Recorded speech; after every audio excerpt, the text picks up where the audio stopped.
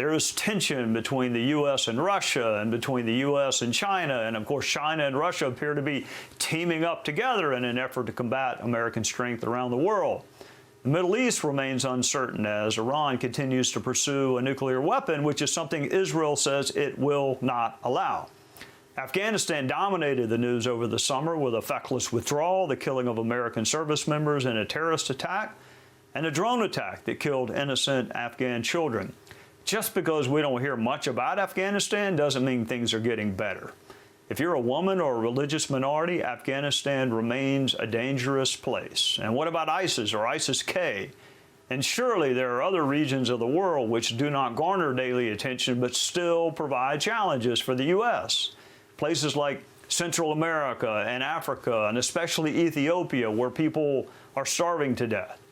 As we prepare for the new year, let's see where those challenges and conflicts will be and what it means for you and for us as a country. Joining me now is retired four-star general and Fox News senior strategic analyst, General Jack Keane. General, Happy New Year. Thank you for joining us.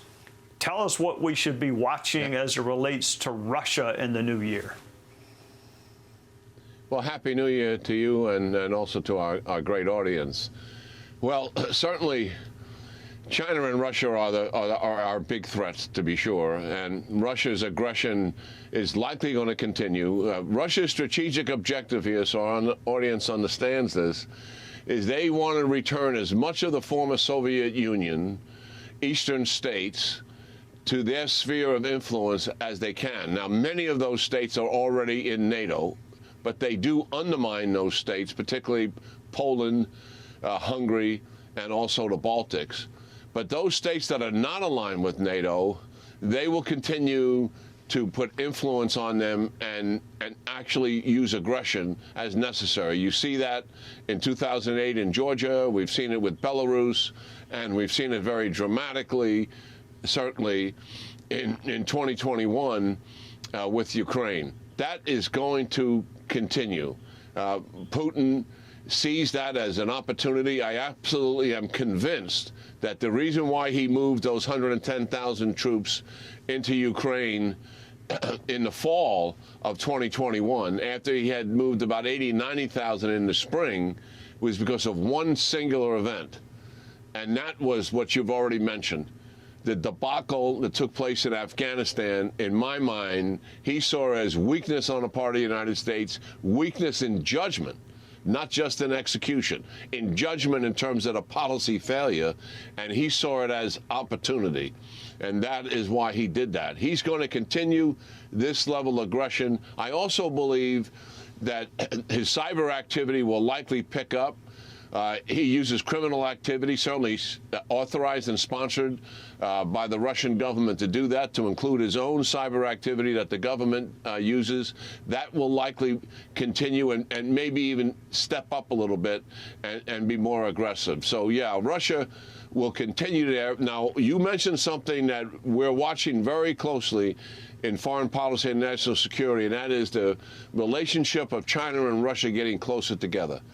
And while they have historical differences for years, what they are about is undermining the United States global leadership with like-minded democracies to maintain the international order that's been in place since post-World War II. They want to create their own sphere of influences, and they've come together because they recognize they have a common objective in the sense that they want to undermine the United States and these democracies. And I think there'll be more activity with them indicating not just their political coming together, but their military exercises will likely get stepped up. And of course, a concern the Pentagon has, I was over in the Pentagon yesterday, and they are certainly concerned that we could have actually a conflict activity, Trey, in the Indo-Pacific region, maybe over the South China Sea, possibly over Taiwan.